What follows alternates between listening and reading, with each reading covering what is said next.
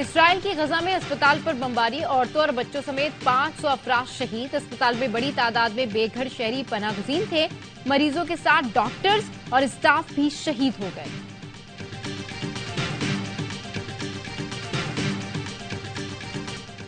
Chairman P T آئی نے فوج کے خلاف ٹارگیٹڈ پلان کیا۔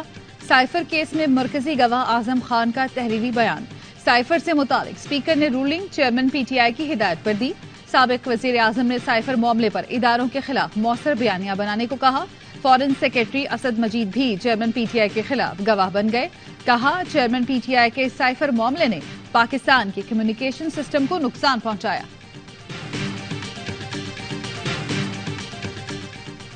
اور ورلڈ کپ میں ایک اور اپسٹ، نیدرلینڈز نے جنوبی افریقہ کو شکست دے دی۔ پروٹیاز 243 رنز کا تعاقب کرتے ہوئے 207 رنز پر ڈھیر۔ دھرم شالہ میں نیدرلینڈز 38 رنز سے فاتح۔ نیدرلینڈز نے جنوبی افریقہ کو T20 ورلڈ کپ میں بھی ہرا کر باہر کیا تھا۔ ورلڈ کپ کے تمام میچز دیکھیے اے اسپورٹس پر براہ راست۔ پاک فوج غیر قانونی معاشی سرگرمیوں کے خلاف حکومت کو ہر ممکن تعاون فراہم کرتی رہے گی۔ آرمی چیف کا کور کمانڈرز کانفرنس میں اظہار خیال۔ کہا ذخیرہ اندوزی، اسمگلنگ مافیاز، کارٹلز کے خلاف کارروائیوں کو مزید تقویت دی جائے گی۔ ملک کو معاشی سرگرمیوں کے منفی اثرات سے نجات دلائی جائے گی۔ شرکا نے غیر قانونی تارکین کو 1 نومبر تک ملک بدر واپس بھیجنے کے حکومتی فیصلے کی حمایت کی۔ آرمی چیف کی تمام غیر قانونی تارکین وطن کی باعزت محفوظ واپسی ڈپورٹیشن یقینی بنانے کی ہدایت۔ کانفرنس کے شرکا نے عزم ظاہر کیا کہ پاکستان کو غیر مستحکم کرنے والوں سے طاقت سے نمٹیں گے۔ خطے کی صورتحال، سلامتی کو درپیش چیلنجز، خطرات کے جواب میں حکمت عملی پر بریفنگ دی گئی۔ شرکا کا پاکستان کی خود مختاری، علاقائی سالمیت کے دفاع کے عزم کا اعادہ۔ آرمی چیف نے آپریشنز کے دوران پیشہ ورانہ مہارت کے معیار کو برقرار رکھنے اور فارمیشنز کی تربیت کے دوران بہترین کارکردگی کے حصول پر بھی زور دیا۔ شرکا نے مستونگ، ہنگو، یوب کے شہداء کے ایصال ثواب کے لیے فاتحہ خوانی کی۔ صبح اپیل کی، شام میں واپس لے لی۔ نگراں وفاقی حکومت کی نیب ترامیم پر فیصلے کے خلاف دائر اپیل واپس۔ سپریم کورٹ سے مزید مہلت مانگ لی۔ اٹارنی جنرل کا کہنا ہے اپیل میں اضافی گراؤنڈ شامل کرنے کے لیے مہلت مانگی ہے۔ مہلت کی استدعا پر عدالت نے 15 دن کا وقت دے دیا۔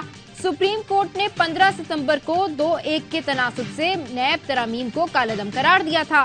فیصلے کے خلاف نظر ثانی دائر کرنے کا مقررہ وقت ختم ہو چکا تھا۔ پریکٹس اینڈ پروسیجر ایکٹ کے فیصلے کے بعد اپیل کے لیے اضافی وقت دیا گیا تھا۔ عام انتخابات کی تیاریاں، چیف الیکشن کمشنر کی زیر صدارت کراچی میں اہم اجلاس۔ انتخابات کی تیاریوں کا جائزہ لیا۔ راجہ سکندر سلطان نے کہا انتخابات میں فوج اور رینجرز کی مدد بھی لی جائے گی۔ غیر جانبدارانہ اور پرامن انتخابات کے لیے تمام وسائل بروئے کار لائے جائیں۔ انتخابی عمل میں کوتاہی پر اہلکاروں، عملے کے خلاف سخت کارروائی ہوگی۔ اجلاس میں 4 صوبائی ممبرز کی شرکت۔ چیف سیکرٹری سندھ، آئی جی، سیکرٹری داخلہ اور دیگر حکام بھی شریک ہوئے۔ چیف سیکرٹری سندھ نے تمام احکامات پر عمل درآمد کی یقین دہانی۔ کہا پولنگ اسٹیشنز پر تمام تر سہولتوں کی دستیابی یقینی بنائی جائے گی۔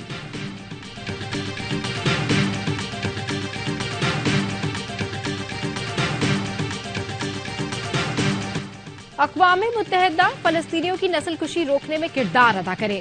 عالمی برادری فلسطین کو آزاد ریاست اور بیت المقدس کو دارالحکومت تسلیم کرے۔ انسانی المیے پر عالمی طاقتوں کی خاموشی مجرمانہ ہے۔